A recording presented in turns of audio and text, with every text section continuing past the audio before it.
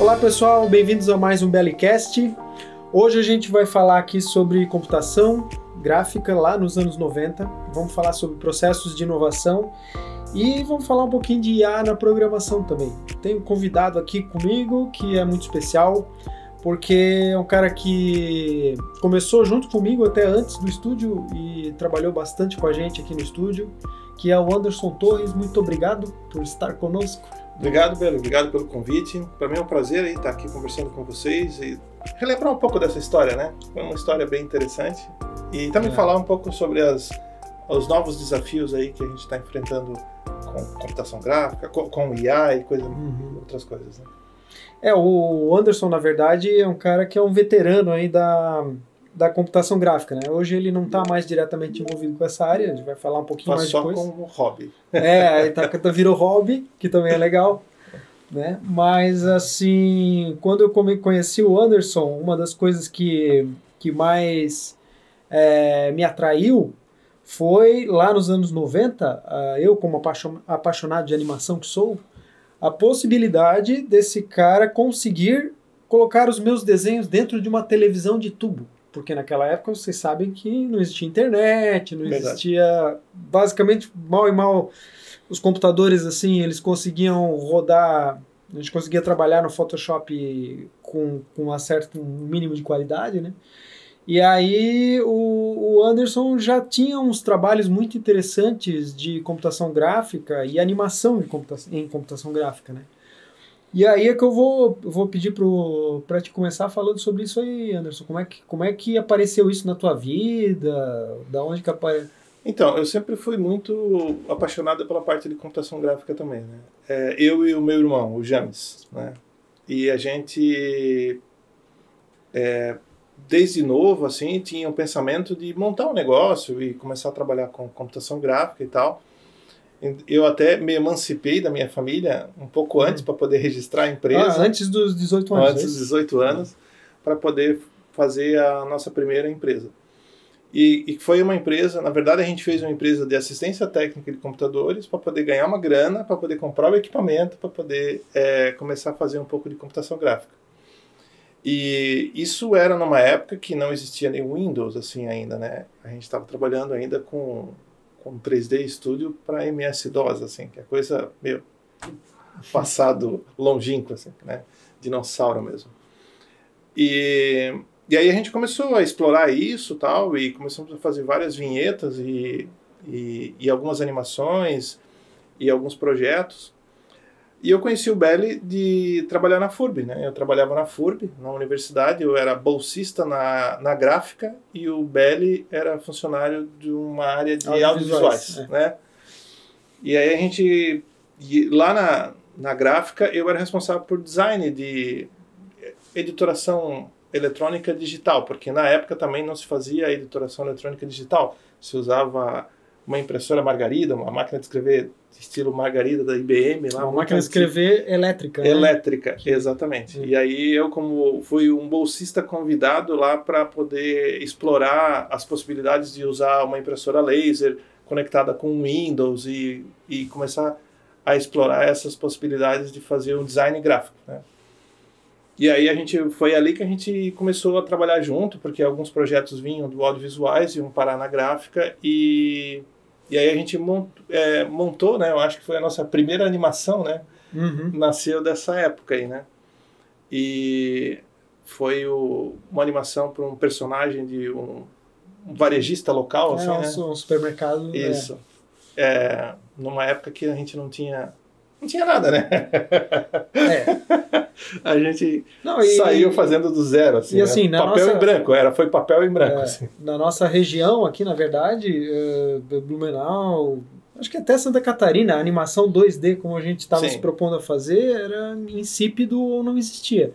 Então, assim, um cliente ou uma agência de propaganda que quisesse um material de animação teria que buscar em São Paulo, Curitiba, exatamente, Porto Alegre, que eram os maiores centros que essa atividade já tinha se desenvolvido mais, né? Então a gente meio que estava ali desbravando também com um terreno novo nessa região também, com essa oportunidade, né? Vamos dizer assim, mas que não era simples, nem fácil, nem barato, porque acho que o Anderson pode falar de equipamento, né, naquela época, que é a famosa placa Perception, que fazia isso que eu falei no início, que é você... você ter um material no computador, mas você conseguir fazer isso dar uma saída analógica para vídeo, né? Porque vídeo naquela época era só analógico, né? Exatamente isso. Assim, a gente tinha esse paradigma todo o broadcasting, né? Toda a produção de vídeo profissional era feita em sistema analógico ainda, né? Então a gente tinha o Matic, Betacam, eram sistemas analógicos. Fitas magnéticas. Isso, era tudo com fitas e tal. E a computação gráfica era digital. Então, para isso a gente usava, né? Essa foi uma das placas que a gente adquiriu, que fazia essa transformação, né? De um dado analógico para digital. E a gente ficou assim esse mundo, né? Pelo menos até o surgimento do DVCAM, que era a mini DV e DVCAM, que era um modelo digital, que aí permitia a gente fazer uma comunicação via USB, via HDMI, coisa e tal.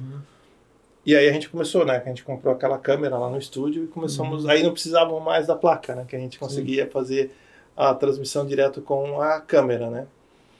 E aí as emissoras de TV e produtoras e tal também, né? Aderiram a esse modelo mais digital, né? E hoje é outra coisa que eu nem sei mais o que é. Mas foi nessa época aí. E aí a gente conseguiu avançar um pouco mais, né? E baratear os custos também, né? Porque entrou também o DVD, né? Onde a gente conseguia armazenar dados, né?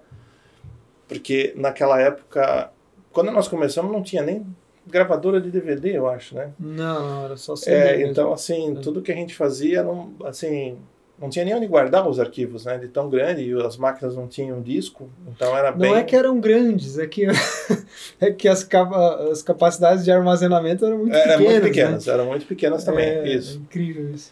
E aí, com o surgimento Então, a gente viveu ali no começo do estúdio, a gente viveu essa transição, né? Do mundo digital para o mundo analógico para o mundo digital, né?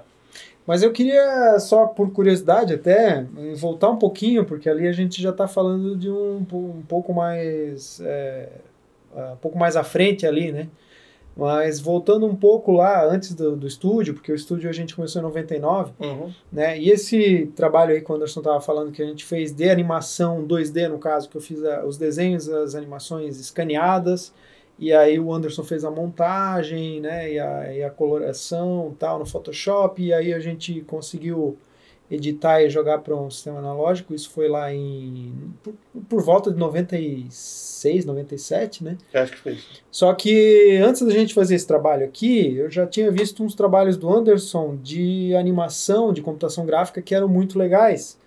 E eu queria que ele falasse desse tipo de trabalho, porque ele trabalhou, por exemplo, com a Vanke, que é uma indústria de máquinas de lavar, eu acho que até tem até hoje. E tinha um vídeo lá que eu fiquei impressionado, assim, de que mostrava, fazia um passeio de câmera, mostrava a máquina de lavar funcionando por dentro. Isso, gente, lá, 95, 96, mal e mal o Toy Story tava saindo no cinema, né? Então, me impressionou bastante. Como é que foi esse momento da tua vida aí? A gente pegou alguns projetos para agências de publicidade na época, né? Então, a gente atuou com algumas agências aqui na região.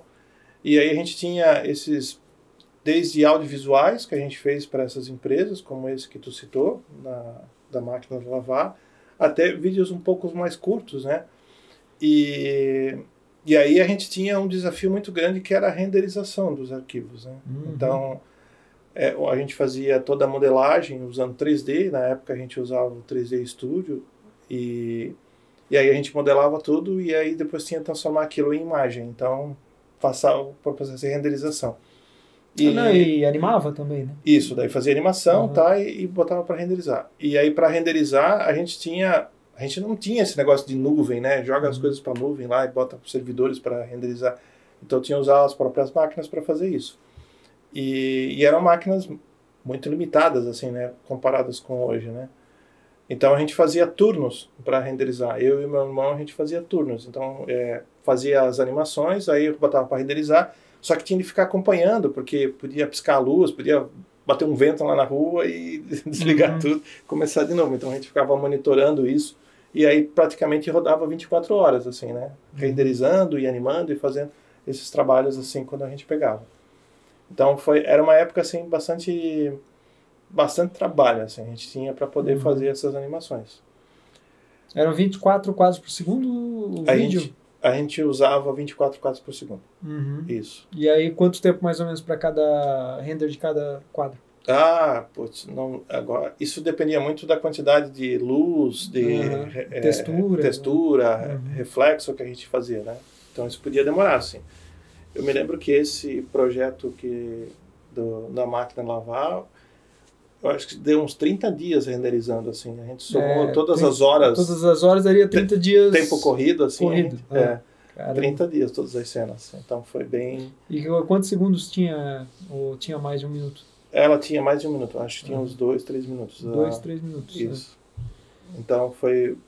A gente tinha esse desafio, né? E quando a gente renderizava, assim. Então, alguns vídeos a gente renderizava em baixa resolução, como se fosse um pencil test, né? Para poder ver, com pouca textura. E depois ia fazendo.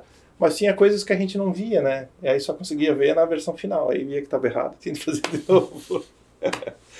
Mas gerava sequência de Sim, PNG, gerava sequência de CGA. arquivos, né? E essa sequência de arquivos depois a gente usava a placa para poder passar para o analógico, né? Daí a gente pegava o quê? Eu não tinha Betacam na época, um vídeo Betacam.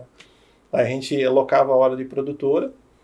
Às vezes a gente fez na Barriga Verde, lá em Florianópolis, que é a RBS em Blumenau. A gente também usava a Câmera 1, que era uma produtora em Joinville, a DPM, então várias produtoras aqui na região, a gente levava lá a maquininha lá.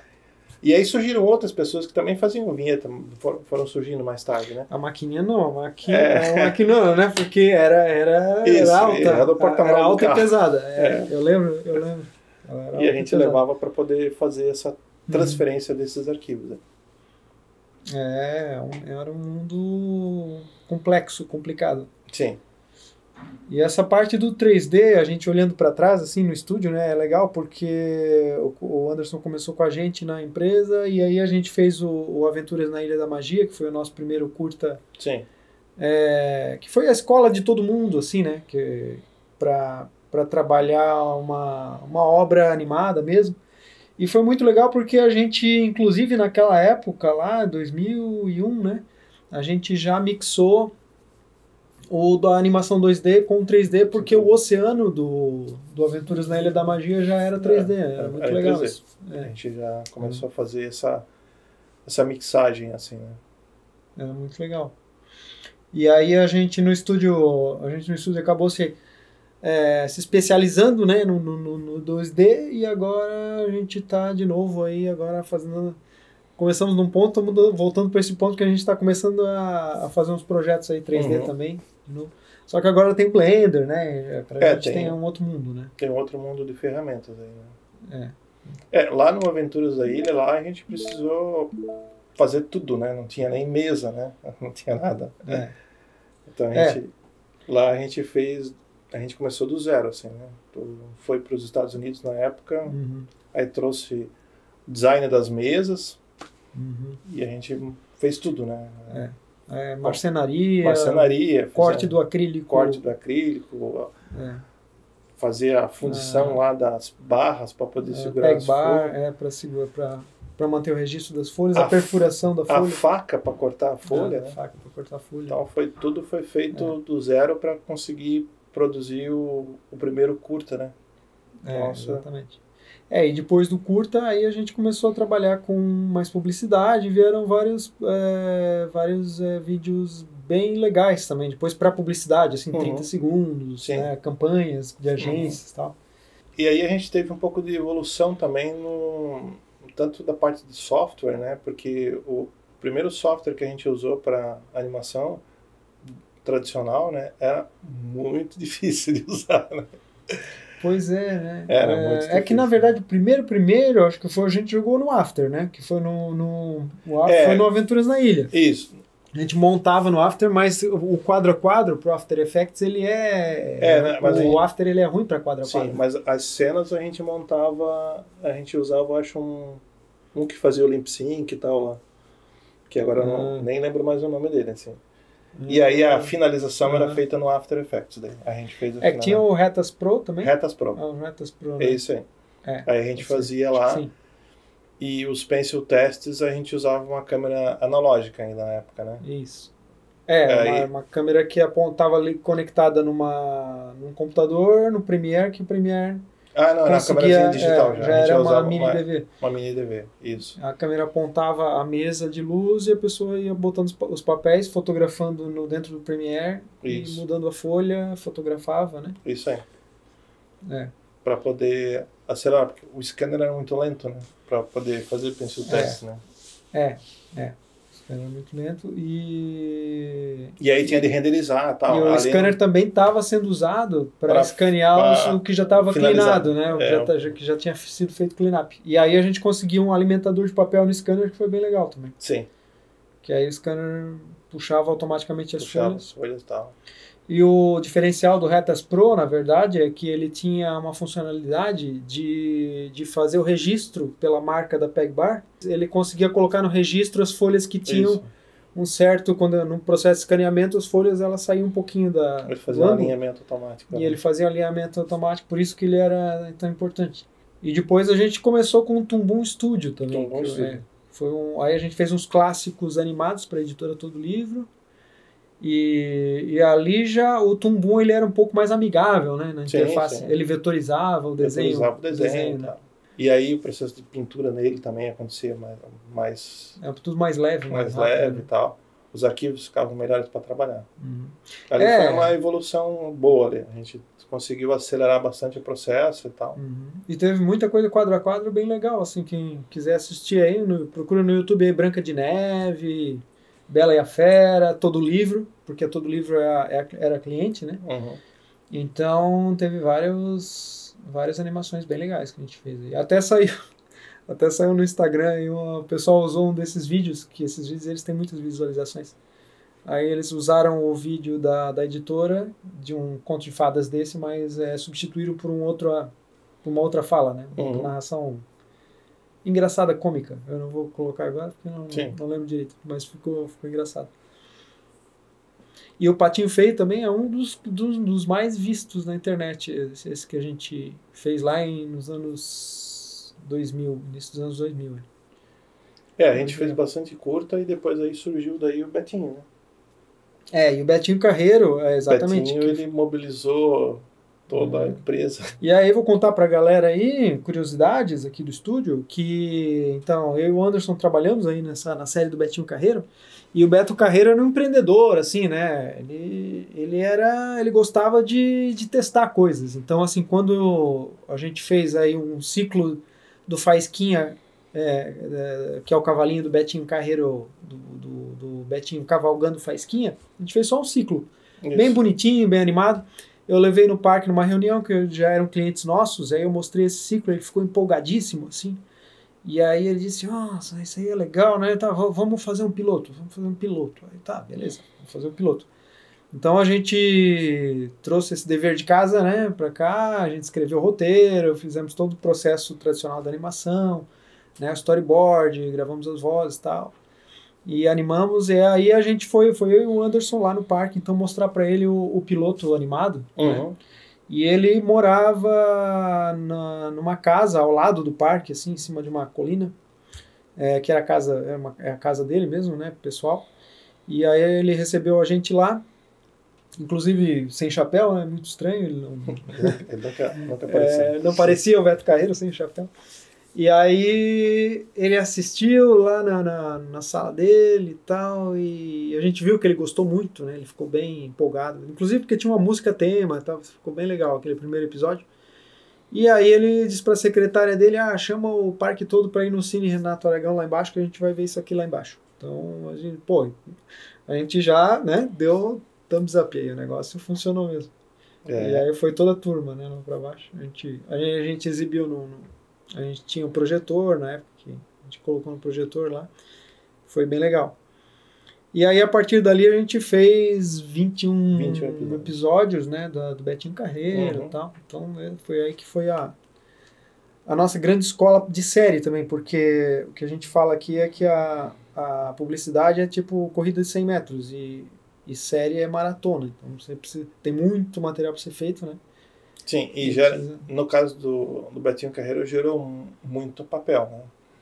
E aí, era tudo em papel. Para a gente organizar os papéis, a gente organizou tudo em cabideiros, né? A gente botava tudo em sacos plásticos, em cabideiros. O brasileiro é muito criativo, ou somos nós que somos criativos, né? Aí a gente botava tudo etiquetado, daí os cabideiros cada um era uma sequência, né? E aí depois eles iam avançando, né, no cabide até irem para um arquivo, né? Depois no final a gente arquivava. Mas tinha todo um ciclo, né? E aqueles cabides espalhados pelo estúdio. Só para o pessoal entender, assim, o cabide é por quê? Porque cada cena de animação ela tem uma série de folhas, que são os desenhos, e tinha a ficha de animação na frente, que tinha o número da cena, tá lá o nome do animador. E aí esse volume de folhas era colocado dentro de um saco plástico, que a gente encontrou aqui muito numa loja qualquer, que esse saco plástico, ele tinha ele tinha tipo né, um fecho, assim, ele fechava e ele tinha uma cola leve aqui, era muito legal, porque ele tinha uma colinha e ele colava, esse saco plástico colava. Então a gente passava como é que é a tampa tampa não, o cabide. O cabide aqui por baixo, dessa coisa no saco plástico, e ele ficava pendurado, então dava pra gente organizar numa arara como se você tivesse roupas penduradas, você tinha cenas de animação penduradas. E cada área da arara era uma etapa, né? Então, quando assim, para animar, né, era tipo um workflow, fluxo do processo. Então tinham lá os sacos plásticos com as cenas para animar, tinha lá o para cleanar, né? Porque já que foi animado, para provar, né? Tinha para provar, então já ia para o cleanup.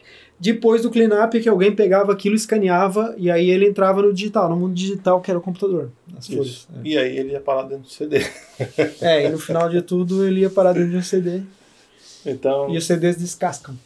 Eles não duram muito tempo. Eles não duram para sempre, os CDs, né? Isso tem uma história boa aí, que quando a gente começou a fazer essa armazenagem em CDs, a gente começou a criar um arquivo gigante, assim, com centenas de CDs, né? Porque as imagens ocupavam muito espaço, né? E aí fomos gravando. E aí teve um belo dia que o Belly precisou refazer um desenho de um arquivo, de um CD lá, o número 1 ou 2 lá. E nós saímos catando atrás do CD. E aí quando a gente foi pegar o CD para abrir, a gente viu que o CD não lia mais. Não lia mais porque a gravadora que a gente tinha não era mais a mesma que a gente usava. Tinha um esquema de velocidade de gravação, né? Então assim, foi muito complicado, assim, porque a gente viu assim que talvez a primeira dezena de CDs não liam mais, aí a gente teve de pensar em formas de recuperar aquilo. Corremos atrás da primeira gravadora nossa que estava ainda no arquivo para tentar ler alguns CDs, conseguimos ler, então foi bem interessante ali, que a gente achava que estava muito seguro, né, com os CDs, e na verdade não estávamos. Porque o CD era uma nova tecnologia, assim, que totalmente digital, né? Ele tinha uma aura de invulnerabilidade, né? Um negócio assim. Mas na verdade não dura muito. E foi nessa época, Anderson, então, que tu começou será que todos esses processos aí que a gente falou, acabaram te despertando, assim, o gosto pela organização, pela coisa dos processos e tal? Né? Isso foi interessante, assim, porque nessa época eu comecei a fazer o curso de administração, né? Eu tinha feito a faculdade de computação e tal, e não tinha terminado ela, mas aí, depois de bastante tempo, minha esposa me convenceu a fazer administração. E aí, fazendo administração, eu comecei a ter contato, né, com as histórias, né, das grandes empresas e tal. E eu queria experimentar um pouco disso também, né? E lá no estudo a gente já tinha feito diversos experimentos e processos e coisa e tal, né? A gente praticamente reinventava ele todo ano, né? Fazendo coisas diferentes, né? E aí, eu queria ter uma experiência numa corporate, né? Que a gente chama, né? Numa grande empresa e tal. Naquela época, então, olhando assim para minha carreira, eu disse, poxa, conversei com o Belly, disse, quero agora tentar uma coisa diferente, assim. E aí foi onde eu entrei na Senior, né? Então, nessa época, entrei com processos, inclusive. Ah, sim, é Senior Sistemas. Ah, Senior Sistemas. Aí eu entrei na Senior Sistemas com processos e aí comecei a trabalhar lá. Mas antes disso, a gente já tinha feito muita coisa, né? A gente desenvolveu planejamento estratégico, desenvolveu um sistema lá, né? Verdade, a gente tinha um sistema muito legal. A gente proprietário nosso, sim. Um sistema próprio para poder controlar todo esse processo de animação. A gente meio que tropicalizou também, né? Porque tudo que tu trouxe veio praticamente da Disney lá, que nas visitas e nos livros que a gente explorou, e a gente tropicalizou, transformou uma coisa para a gente poder trabalhar aqui. E aí depois eu fui, né? Daí fui para lá e comecei a experimentar outras coisas.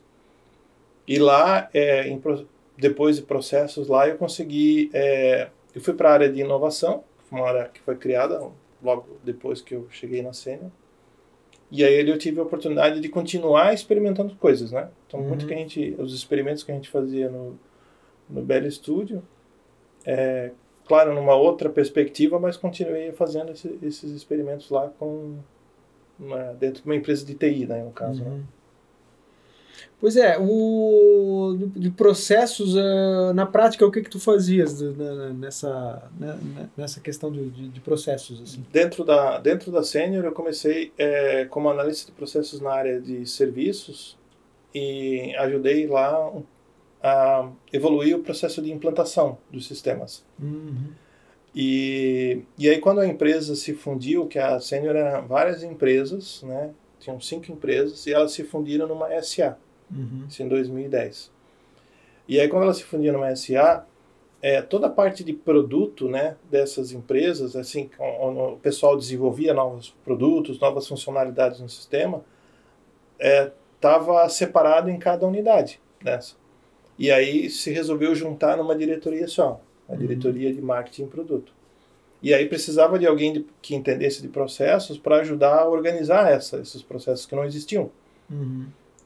Porque a empresa nunca tinha tido isso num tamanho como aquele, né? Assim, imagina, a gente juntou 5 empresas, então tinham praticamente 5 sócios de empresa responsável pelo produto, discutindo lá, né, a evolução de cada um dos produtos. Então a gente precisou organizar isso.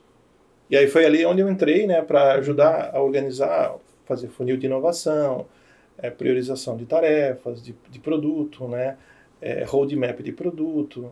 Então todas essas questões de organização, né, de produto foi o primeiro passo lá que depois que eu passei pela área de serviços, eu comecei a fazer dentro da Senior. E aí, quando a gente começou a explorar isso, surgiu a oportunidade de a gente pensar, mas como é que a gente organiza a parte de pesquisa e inovação? Né? Então, eu ajudei a criar a área de pesquisa. Né? Hoje a Senior tem o Labs, que é o laboratório de pesquisa.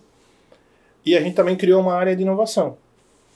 E essa área de inovação era uma área muito pequena, mas que tinha o trabalho muito de experimentar coisas novas. Né? Então, ali a gente experimentou, por exemplo, investimento em startups. A gente experimentou ali. A gente desenvolveu campanhas de inovação em processos dentro da área de inovação. Criamos outros processos também. E ajudamos também ali na parte de criação de novos negócios, né? Então, um dos negócios que a gente acabou criando dentro da área de inovação foi a nossa fintech dentro da Senior, a Wipo. Isso foi na época da pandemia já. Então, assim, depois que a gente trabalhou com startups, fizemos bastante coisa em relação a processos e tal. E até o próprio tema inovação a gente explorou bastante. A gente criou um negócio chamado Ciclo de Palestras de Inovação dentro da Senior. E praticamente a cada mês eu trazia uma personalidade, né, que conhecesse de inovação, para falar lá para nós, né? Então, para explicar como que eles estavam fazendo inovação nas suas empresas. Então, a gente trouxe o Luiz Serafim, da 3M, que é era diretor de marketing da 3M. A gente trouxe o engenheiro-chefe da Volvo Caminhões para falar para nós. Então a gente foi trazendo algumas empresas, né? Stefanini também, que ao longo de vários anos, né, a gente foi fazendo essa evangelização do tema, né? E até que o tema inovação foi para o planejamento estratégico da Senior, né? Então hoje está lá no planejamento estratégico da Senior de inovação, assim, já há vários anos, como algo bem importante. E aí a gente também começou a pensar em como que a gente poderia criar novos negócios. A área de inovação dentro da Senior está debaixo da diretoria de novos negócios. Uhum. O objetivo nosso é sempre tentar criar alguma coisa que gere uma nova receita, gere um novo produto, ou até mesmo uma nova empresa. O caso da Whipple, a gente criou uma nova empresa, né? Pensando, né, num processo de inovação, que é a nossa fintech hoje, que trabalha com cartões de benefício, crédito consignado, e outras coisas voltadas a benefícios para os colaboradores, né? Uhum. Então esse foi um processo que a gente foi desenvolvendo. E atualmente, né, o tema que a gente vem trabalhando hoje é inteligência artificial. Uhum. Então, assim, o time de pesquisa da Senior, né, fez vários experimentos, né, com inteligência artificial, usando as LLMs conhecidas do mercado. E aí a gente olhou para aquilo e disse, bom, beleza, agora como é que a gente transforma isso aqui em produto, em negócio, né, em coisa e tal. Uhum. E aí a gente começou a trabalhar junto com o time de pesquisa para transformar e criar os agentes de IA. Uhum. Antes de entrar no agente de IA, eu queria só te perguntar, assim, com todo esse conhecimento, toda essa jornada que tu teve aí, como é que tu resumiria, assim, para a galera, o que você... Porque às vezes a palavra inovação, um entende de um jeito, outro entende de outro jeito. Como é que tu resumiria o que é inovação? Então, eu gosto muito da definição que é atribuída ao Thomas Edison, que diz que a inovação, para ele, né, é importante criar algo que seja utilizável, né? E automaticamente, sendo utilizável, né, as pessoas vão ver valor e vão pagar por aquilo. Então, é um conceito muito voltado ao valor que aquilo traz para a sociedade, né? Então, fazendo uma comparação, assim, talvez, quando a gente olha para o Santos Dumont, quando ele fez o primeiro voo lá em Paris, ele se preocupou muito em mostrar a invenção dele para a imprensa científica, né? Porque ele queria mostrar que aquilo era possível, né? E isso é muito o olhar de um cientista, né, que está querendo provar que é possível, que aquela tese é possível, né, e tal. Mas a inovação, ela tem um ar muito mais de empreendedorismo, né? Então, e quando eu olho, por exemplo, para o Thomas Edison, ele era um cara, ele era inovador, mas ele era empreendedor. Então ele montou a empresa dele, ele convenceu um banqueiro a utilizar a luz elétrica na mansão dele, né? Isso ajudou a financiar a empresa dele. Então tem toda uma história, né, por trás disso de empreendedorismo, assim. Então a inovação, ela está muito ligada com isso, né? Tá com o resultado que isso traz para a sociedade em termos e de vendas, né? Assim, eu vou fazer um produto para que as pessoas possam querer pagar para usar. Ele não está só, claro que a parte criativa e a parte de desenvolvimento do produto, entre aspas, ou da invenção, claro que é importante, mas ela não fica só nessa área, nessa região, né? Ter ela o também, ar do empreendedor ali, ela, né? ela também tem a inovação no aspecto econômico, no aspecto de escala, né? Escalabilidade. Eu lembro, isso que tu falou também, eu lembro do Steve Jobs e do Wozniak, né? Que o Wozniak é o cara que desenvolveu tecnicamente Sim. o Mac. Mas o Jobs foi o cara que desenvolveu a empresa, o negócio Apple. Exatamente. Né?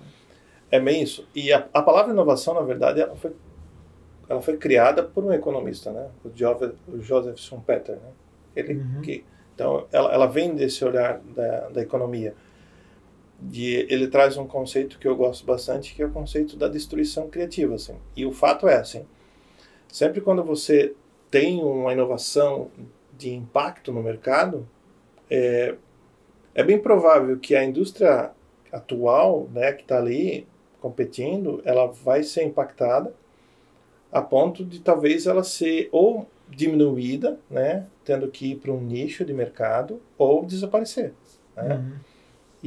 E aí é toda a cadeia produtiva né, que pode ser impactada de um produto pode ser impactada com inovação, né?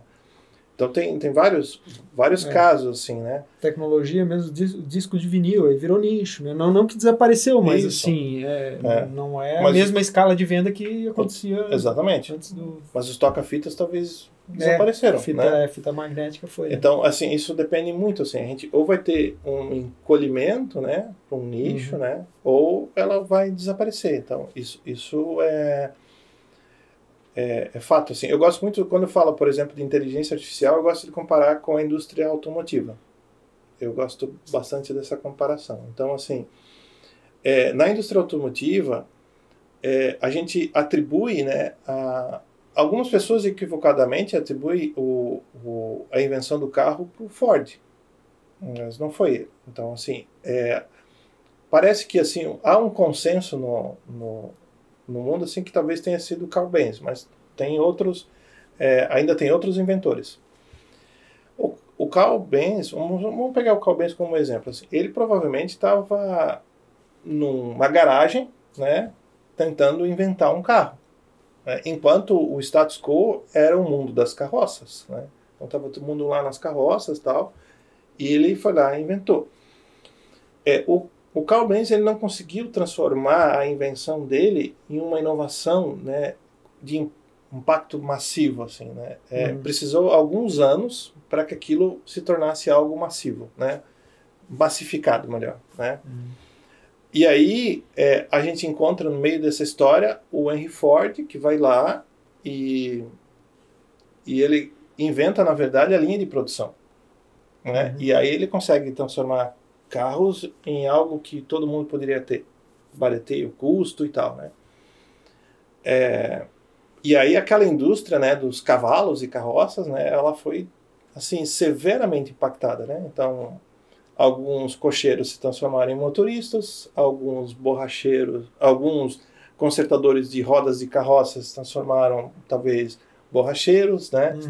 Alguns fabricantes de carroças se transformaram em mecânicos de carro, mas aquela indústria, ela foi, assim, ela desapareceu praticamente, né? E quando a gente olha para a IA foi inventada, os primeiros artigos de IA foram inventados, foram escritos em 45, 46, se não me engano, na Segunda Guerra Mundial. Mas ela se transformou, né, assim, a gente teve um uso da IA de uma forma um pouco mais massiva, né, com a internet e as big techs utilizando a inteligência artificial mais tradicional que a gente conhece, para fazer recomendações de compras nos e-commerce, buscadores e coisa e tal. Mas ela se transformou realmente em massificada quando se juntou Microsoft, OpenAI e a NVIDIA. E aí eles conseguiram o quê? Massificar, né? Eles conseguiram baratear o custo da IA ao ponto que qualquer pessoa agora podia ter acesso a um agente de IA e poder fazer perguntas e usar a inteligência artificial. Então há uma distância entre a pessoa que inventa, né, a tecnologia, né, os inventores dessa tecnologia e os caras que conseguem transformar aquilo num negócio que pode ser disruptivo daí, né? Então aí a gente deve estar passando pelo mesmo processo dos carros, assim. Então empregos serão impactados com a inteligência artificial, né? Da mesma forma que a gente teve carroceiros que se transformaram em motoristas na época, a gente vai ter aqui pessoas que vão adaptar suas funções para trabalhar com IA, porque ela vai impactar.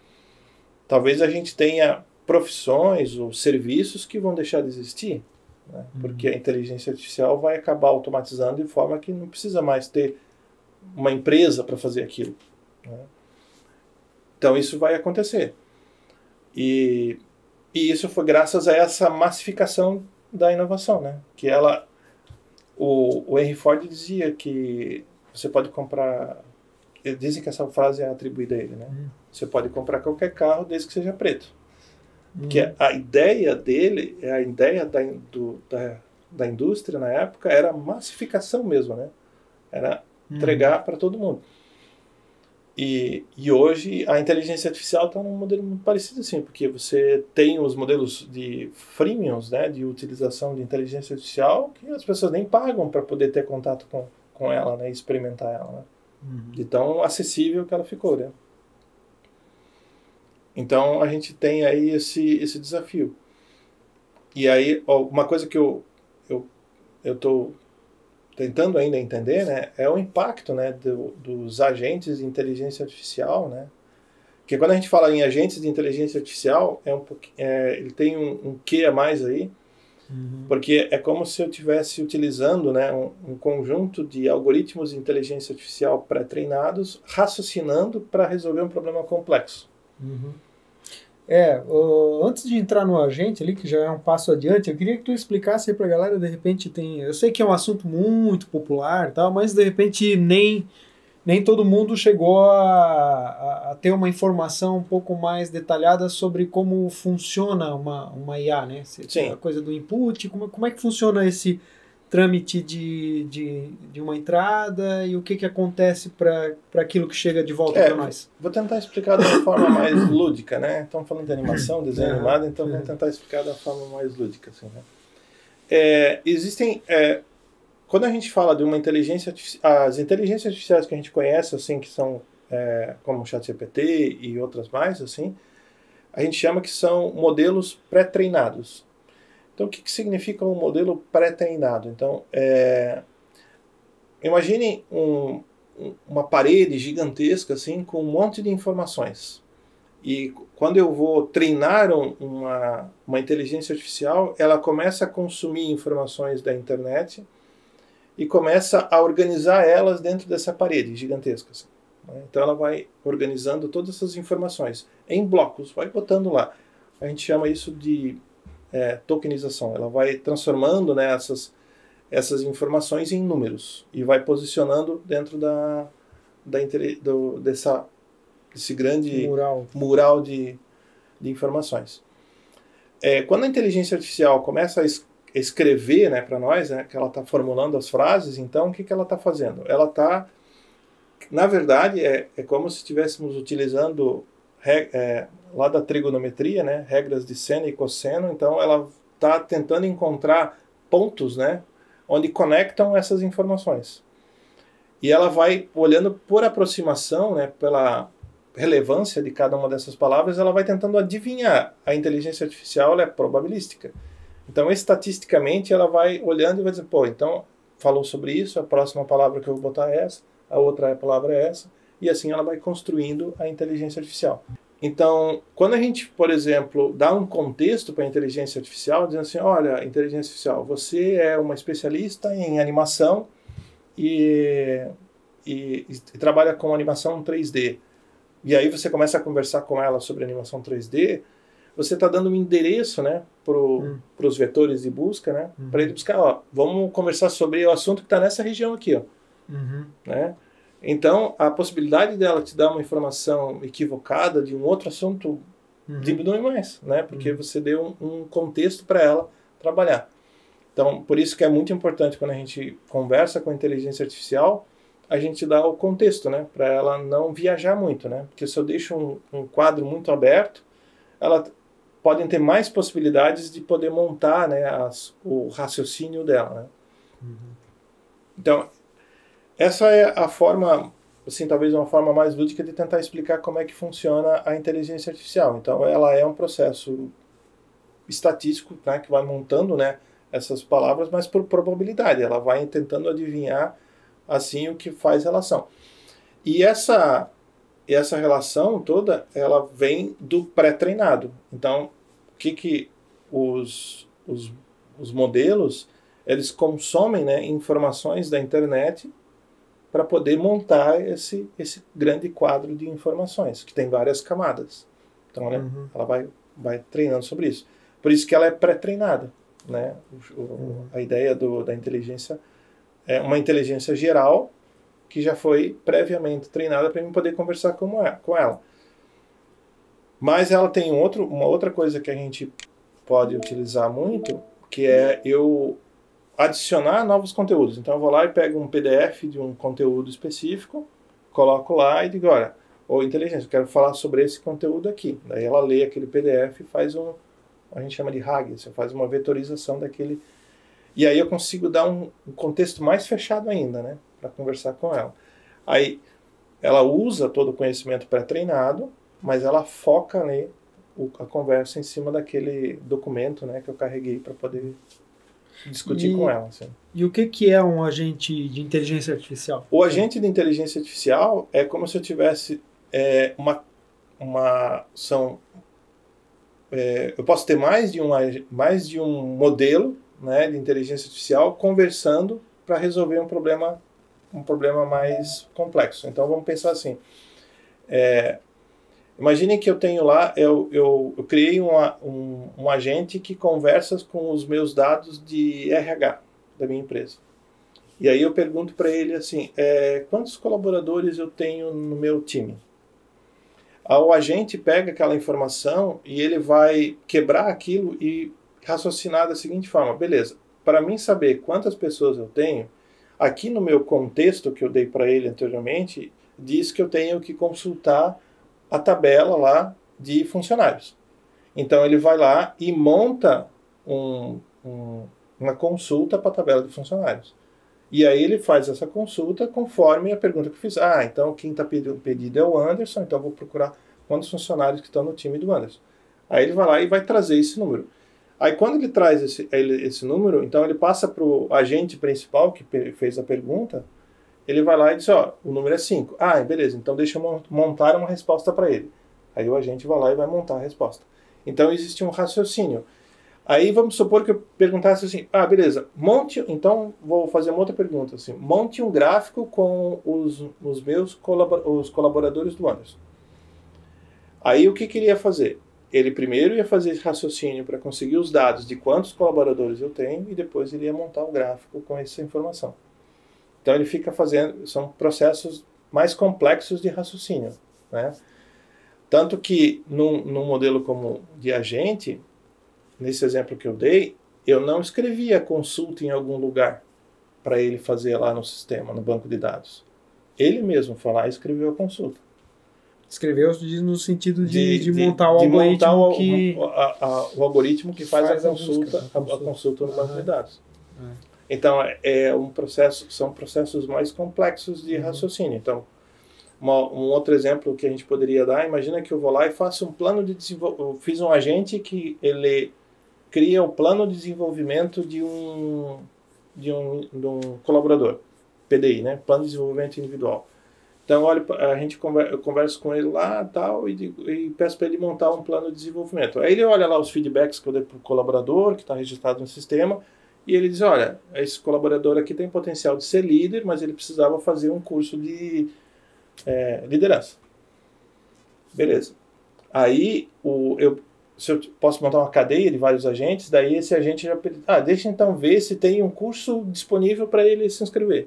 Aí ele já poderia consultar um outro agente que conhece tudo sobre a plataforma online da empresa onde tem cursos para ver se tem um curso aberto. Para ele, uma turma aberta para ele entrar. Ele poderia já consultar e já trazer a resposta. Olha, o PDI que o primeiro agente montou aqui tem a informação de fazer um curso, eu já consultei o curso e tem vaga disponível na turma tal. E eu já poderia também consultar o centro de custo para ver se ele tem orçamento para fazer. Então vejam que aqui são 3 etapas, né, que a gente poderia fazer e que provavelmente seria um workflow mais manual, né?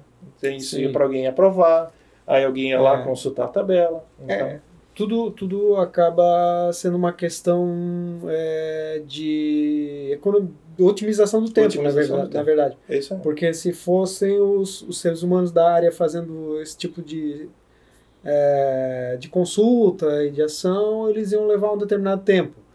Quando a máquina, claro, ela tem que ter os dados disponíveis para conseguir os dados executar. É o segredo dos agentes. E quando a máquina fazendo isso, ela faz em segundos, né? Na verdade, ela te dá um retorno ali muito rápido. Isso é bem interessante, assim, a capacidade de aceleração que isso pode dar. Uma outra coisa que a gente está percebendo, assim, é que talvez muitas das telas que nós temos hoje nos sistemas vão desaparecer. Dá um exemplo. Assim, porque, por exemplo, imagina que eu tenho lá uma tela para fazer programação de férias. Por que eu preciso consultar a tela para fazer a programação de férias? Eu não poderia simplesmente entrar numa linha de prompt do agente da empresa lá e dizer assim, olha, gostaria de programar minhas férias para junho. Né? Daí, todas aquelas telas que existiam lá para consultar férias não precisaria. O agente ia lá, ia consultar, não, pode ser. Tu pediu, aí ele ia consultar as regras de intervalos entre férias, para ver se estão pedindo um feriado, coisa parecida, ia trazer o retorno e dizer, não, as suas férias foram programadas. E já ia mandar um e-mail já pro líder dele, dizendo, fulano de tal programou as férias pro dia tal. Então, essas coisas, essas interfaces, telas que a gente tem nos sistemas, muitas delas podem não precisar mais existir. Porque eu vou simplesmente conversar com o meu agente ali e ele vai me responder. E talvez, por exemplo, tenha informações. Imagina que eu vou lá, peço para um agente para ele montar um gráfico para mim. Ele montou o gráfico. Esse gráfico eu quero acompanhar todos os dias. Eu posso pedir, talvez no futuro a gente vai poder pedir para o agente lá dizer, fixe esse gráfico para mim na minha tela de início do sistema. Aí ele vai lá e vai fixar aquele gráfico para mim lá. Como se fosse um edit no celular, assim. E aí a gente vai ter uma desmaterialização das telas.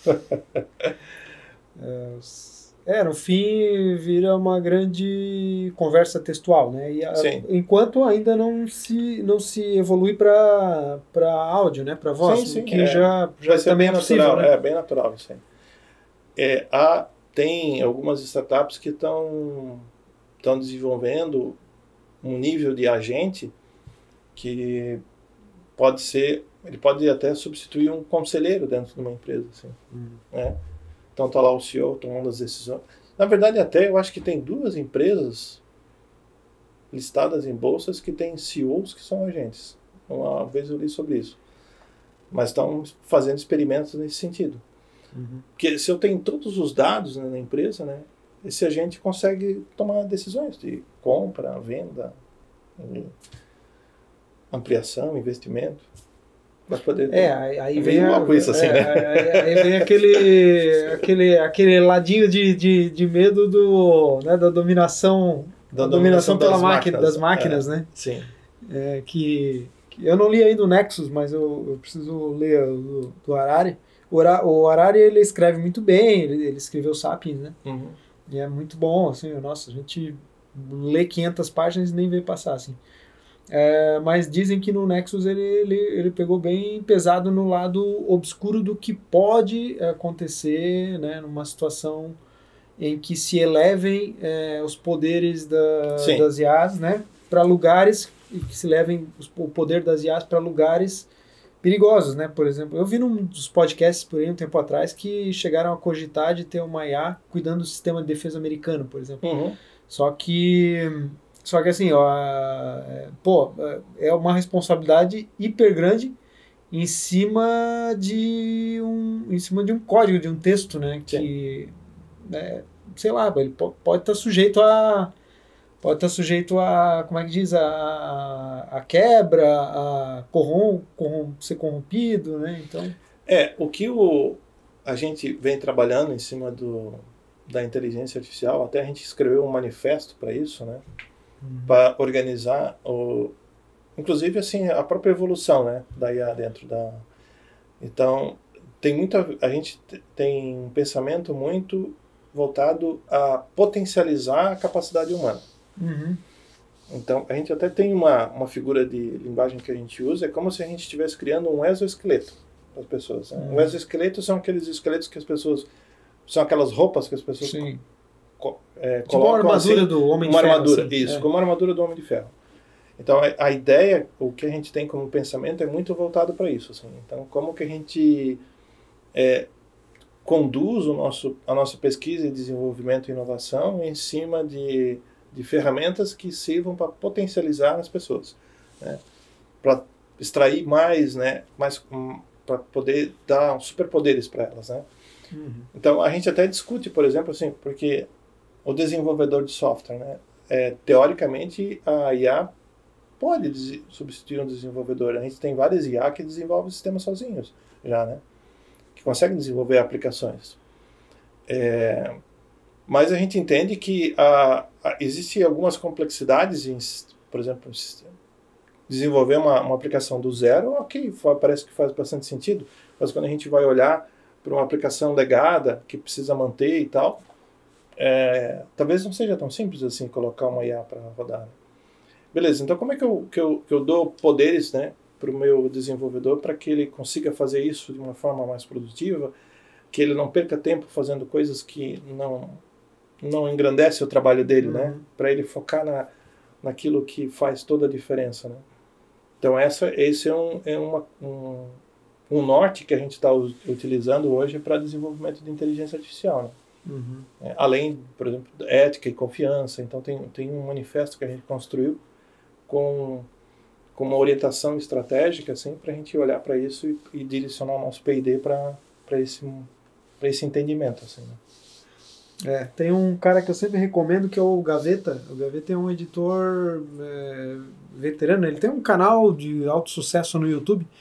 E nesses últimos dias aí saiu uma trend de uma IA, eu acho até que é o GPT, né? Que você pega uma foto sua, põe lá, e aí ele transforma aquela sua foto num estilo, ele coloca uma ilustração estilo Ghibli, do estúdio Ghibli, da Viagem de Chihiro e tal. Uhum. E aí isso deu muita polêmica e tal, né? Então ele tem um vídeo só falando sobre isso, né? E assim, é muito interessante aquele vídeo, assim, porque, claro, tem um problema com aquilo que é a questão do direito autoral que está por trás daquilo, ou seja, a IA, para ela fazer aquilo, ela precisa consultar e usar efetivamente, né, material do filme que com certeza não foi liberado para a OpenAI, sei lá, não foi liberado para que se fizesse aquilo, né? Então ele até faz uma brincadeira no vídeo assim que diz que o certo seria a OpenAI ter então para treinar a sua IA, ter contratado, sei lá, 300, 400, 500 ilustradores, todos ilustrando no estilo Ghibli, né? E colocado dentro do banco de consulta da IA, né? Mas não foi isso obviamente não foi isso que aconteceu. Então aí é que está o roubo que se fala, né, do direito autoral, porque o estúdio Ghibli não permitiu que aquilo acontecesse.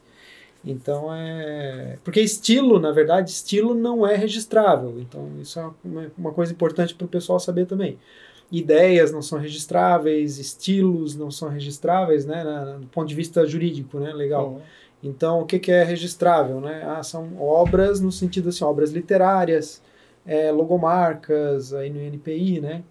Então livros, né? Imagens, né? Fotografias, mas estilo não é protegido por lei, mas tem esse problema dentro da IA que ela faz uso comercial de obras, efetivamente indo buscar no arquivo dos estúdios Ghibli o que ele precisa para entregar para o cliente, né? Então aí é um roubo de material fonte, né? Como se eles tivessem entrado dentro do estúdio lá, pegado todos os desenhos e ido lá, fotocopiaram e devolveram e fizeram outras coisas. Essa parte da regulamentação da inteligência artificial, eu vou voltar para o exemplo dos carros porque eu acho que é bem interessante, assim. Na época que foi criado, que a gente teve a massificação dos carros, não haviam regras, né? Não havia legislação para carros, né?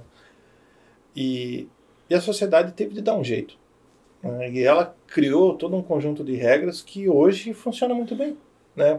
Para a indústria automotiva, né? E foram regras tanto quanto o uso do carro, quanto a manutenção do carro, regras quanto a garantia, regras em relação à comercialização dos carros. Então teve toda uma cadeias de fornecimento. Então foram criadas diversas regras em cima disso, diversos regulamentos. Com a inteligência artificial a gente vai ter a mesma coisa. O desafio talvez, e esse é um grande desafio, é que a legislação não acompanha a mesma velocidade da inovação. Né? E quando as pessoas que estão vivendo esse momento, elas sofrem muito, né? São muito impactadas com isso. A turbulência do furacão. Aí depois que isso se estabiliza, daí todo mundo está feliz da vida, porque tá tudo, existe um marco regulatório, que a gente chama, né, para poder aquilo funcionar. Só que nós, e esse é interessante, porque da mesma forma com que as pessoas viveram a revolução automobilística lá, há décadas atrás, nós estamos tendo essa oportunidade com a IA. Né? E com os carros elétricos também, e autônomos, né? Então a gente vai viver esse sacode aí, né?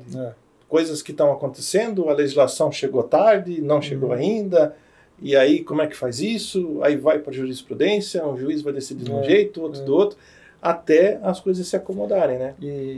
Mas no final, a gente acredita que vai ter, a gente deve ter uma regulação que pode só nortear, né? Tudo isso que... E dessa batalha de opostos, né? Que o mundo hoje está muito 880, preto ou branco, e isso aqui é complicado, né? Porque, inclusive, o próprio Gaveta fala no vídeo assim, eu sou contra a IA. Não, porque a IA tem a sua utilidade. Sim. Como ferramenta, ela é muito útil, né? Então, o que a gente tem que ser contra é justamente a exploração o uso indevido dos direitos autorais de terceiros, né? Então, assim, por exemplo, inclusive pessoal de voz, né, que dos dubladores do Brasil, assim, teve uma campanha muito forte, porque a IA, existia uma pressão das majors, né, dos grandes estúdios internacionais em fazer um buyout de vozes e construir a dublagem automaticamente e tal, né? Então, assim, eles se mobilizaram bastante. Mas mesmo eles falaram que, a IA é legal no sentido de que, ele pode, para o profissional, ela pode ser muito útil, porque o profissional pode criar, pode treinar a IA com a sua própria voz. Então, assim, às vezes tem trabalhos que precisam ser feitos muito rápidos, e aí, por exemplo, o ator ele pode ter a sua voz ali dentro da IA, e ele colocar o roteiro lá e depois ir regulando, né, as entonações, e ele tem uma produtividade muito maior. E é a sua própria voz, então ele está lidando com o seu próprio asset, né, com o seu próprio ativo. Isso é justamente nesse ponto que a gente está indo, assim, sabe, de entender a IA como um potencializador do ser humano, né? E não tem jeito, assim, nesse momento, como a gente está num momento muito turbulento, assim, dessas transformações, as pessoas que estão vivendo essa era vão sofrer muito mais, né, até as coisas se acomodarem, né, a ponto que é um pouco do processo da destruição criativa que o Schumpeter fala, assim, né? Então, que é essa acomodação, assim, das regras, né, sobrevivência dos players, né, tudo isso vai acomodando até o momento onde a gente deve ter isso muito mais estabilizado. Então, mas do outro lado também é divertido, né? Porque assim, a gente vê as coisas se transformando muito rápido e novidades saindo, até tudo isso se estabilizar, assim, vai ser um momento singular para nós, assim, eu vejo. E a nossa geração, assim, eu acho que é muito mais privilegiada, porque na verdade a gente cresceu num mundo totalmente analógico, né? Sim. Ou seja, se você queria ter som, você tinha que ter uma fita magnética ou um disco vinil lá para ouvir aquilo. E aí a gente passou por viu o mundo digital aparecer, né?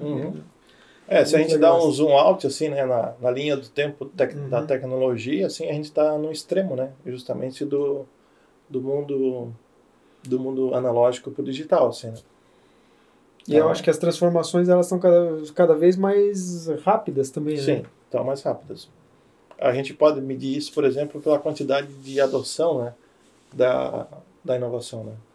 Então, O que é a adoção da inovação? quanto tempo, por exemplo, assim, imagina quanto tempo nós levamos para, por exemplo, uma indústria chegar em 1 milhão de produtos vendidos, né? Então, se olhar lá para os carros e olhar hoje para 1 milhão de usuários do ChatGPT, né, foi um instantâneo quase, né? 1 milhão de usuários de uma rede social, né? Então, assim, as coisas estão muito mais rápidas, né?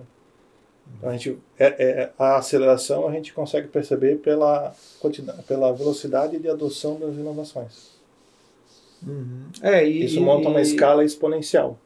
Isso, e até para o estabelecimento das inovações, né? Então, por exemplo, né, tinha um disco vinil, foi lançado o CD, sei lá, ele demorou 8 anos para ficar popularizado mesmo. Aí depois veio o DVD, aí já não foi mais 8 anos, aí foi 4 anos para ficar popularizado. Isso. Aí depois a popularização vem dessa massificação, né? Então, depois veio a música digital, MP3, MP4, aí sei lá, em 2 anos já estava... Nesse timeline, teve um equipamento que entrou e saiu e ninguém viu, que foi o Laserdisc. Laserdisc grandão. Que é um disco grandão aí que não vingou. Então isso também acontece, né? Porque ela não chega a passar, né, pelo, sei lá, o que eu acho que já foi atropelado por uma outra coisa que já foi melhor e mais eficiente, né? Que tem muito a ver com eficiência mesmo. Que é a música digital. Que hoje em dia todo mundo está na música digital, né? Então... e mesmo, por exemplo, teve muita discussão na internet na época da música digital, né? Sim. Inclusive sobre direito autoral e tudo isso também, né? Mas depois a coisa se acomodou, né? O pessoal conseguiu encontrar ferramentas, né, e legislações para que pudessem regular isso. Eu acho que com a IA vai ser a mesma coisa. A gente deve encontrar logo ali na frente uma acomodação aí para isso. Então tá, Anderson, obrigado aí pela tua participação aqui hoje com a gente. Espero que tenha sido proveitoso aí para vocês que estão assistindo. E não esquece de compartilhar, dar aquele likezinho no vídeo que ajuda a gente, o canal aí e o programa aí pra frente, né? Valeu, obrigado. Eu que agradeço aí pelo convite. Até a próxima. Tchau, tchau.